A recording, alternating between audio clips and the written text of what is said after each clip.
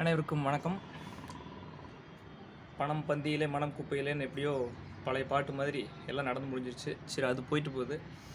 இப்போ ஓட்டு போட்டு தேர்ந்தெடுத்திருக்கிறோம் பார் ஆளுகின்ற உறுப்பினர்களை.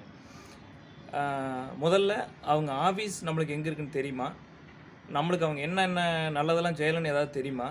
அதெல்லாம் எதுவும் தெரியாது. ஓட்டு காசு வருதா, காசு வாங்கிக்கிறோம், அவ்வளோதான். ஆனால் மற்றபடி நம்ம ஊருக்கு என்னென்ன தேவை, ஏதாவது தேவையா, அதை பற்றி எதுவுமே நம்மளுக்கு கவலை இல்லை.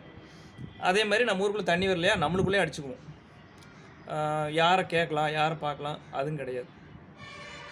எல்லாமே நம்மளுக்குள்ளே அடிச்சுக்கிறோம். ஃபஸ்ட்டு நம்மளுக்குள்ளே ஒத்துமை வேணும்.